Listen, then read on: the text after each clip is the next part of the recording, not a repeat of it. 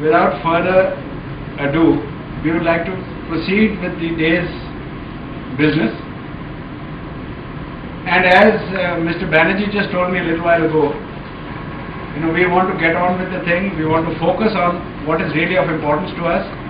And in line with what he mentioned, we would like to find out whether the rural market in India is really a gold mine or is it a coal mine.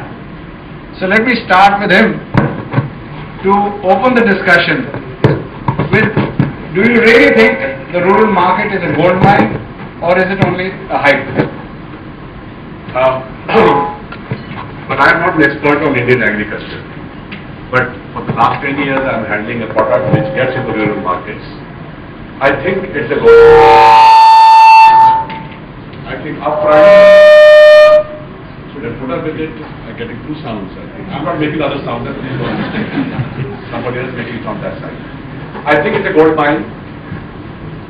Just today, I think reports have come in that food production, food grain production, in 2007 and 8 had touched 227.32 million tons. Now that is the highest ever in the last, from the inception. It never has been achieved. Now, same time we kept on hearing the news about so many suicides in certain part of the country. This is a paradox. That means there is some method in madness. They are achieving highest food production. Of course, we got good rains. Government has a lot of initiatives, but same time there are certain number of people who are below poverty line. You all know, some of you are doing something about Indian agriculture. 70% of population actually which is situated in the rural areas. And though India is growing at 8 or 9%, the growth rate is basically driven by urban areas and new technology, new sector, service sector, but not by the agriculture, which is a laggard. So I would say, if everything is put in place, we can usher in a second, which has to be evergreen. We cannot have a first green revolution, second and third.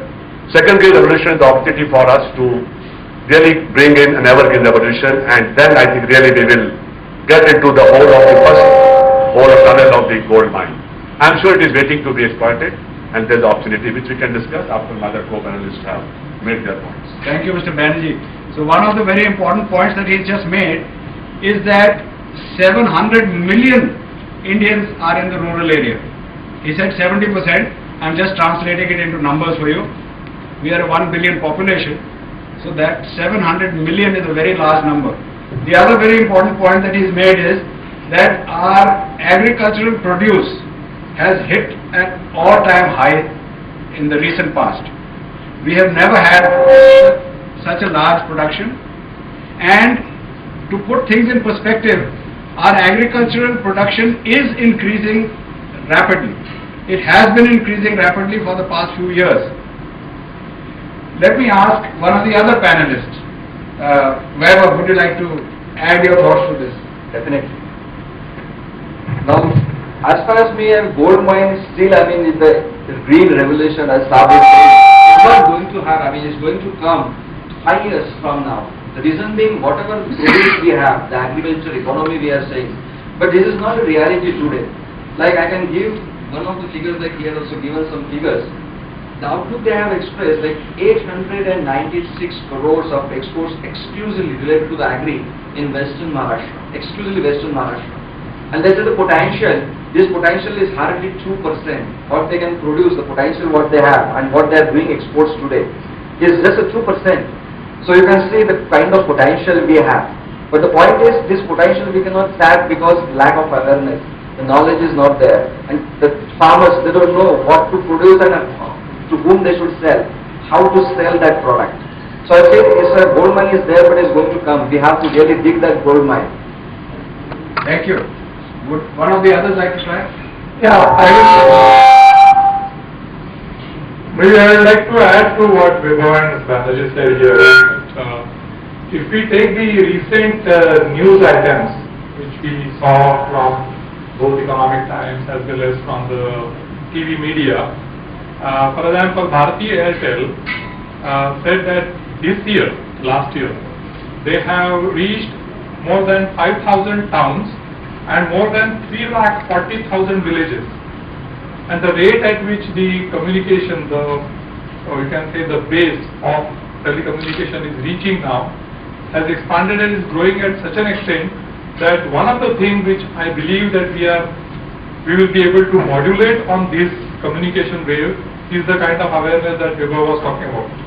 The people are going to be aware, as we all are aware, that we now don't live without a cell phone. You know, we have to remember that every time we take some of the other action using the cell phone, and that is reaching the rural area. That is one.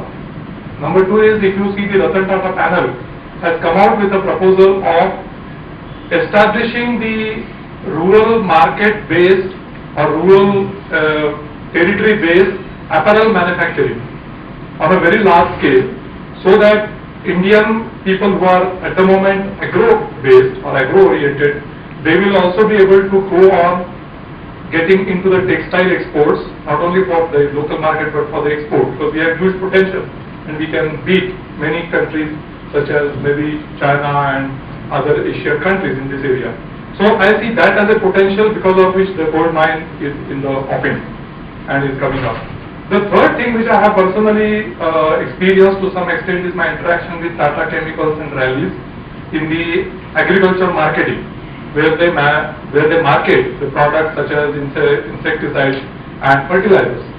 That is the area where they have come out, and now they, instead of the conventional rural marketing, they have gone with something like Kisan Kendra, the Kisan Vikas Kendra, where the empowerment of Kisan, empowerment of rural consumer is something which is being thought of, a package deal. You know, a particular farmer, he is looking for not only one type of a fertilizer, but he is looking for a complete, you can say, customized solution, a basket of products. And that is what something they are offering, and they are saying that it is not important whether the purchaser is purchasing only the Tata Chemical product, but whether it is purchasing the entire package that is required. We are going to go into customer orientation, which is something very similar, and you see the e-Chaupan business which has come from ITC. And I think this, if we take these 2-3 cases in front of us, I believe that this gold mine is not only waiting, but is just, you know, about to, you can say, explore, or has already started exploring. Thank you, Mr. Limay. One other thing which I would like to just amplify what Mr. Limay has said a few minutes ago. He talked about the number of villages. Just to put things in perspective, we have got over 6 lakh villages. We've got 3.2 million square kilometers over which these villages are spread. So apart from emphasizing the fact that we do have a gold mine in the offing, we have a very large gold mine, and it's a huge expanse it is spread over. Would you like to add something, sir? Well, be it a gold mine or a coal mine or a coal mine, it still is a mine, and even in gold mine you find diamonds. Absolutely, absolutely. I think there are a lot of diamonds which are glittering there, and as Mr. Limay rightly said, at times the mines also came in because of the external pressures and all that, and the pressure is sitting right on top of that.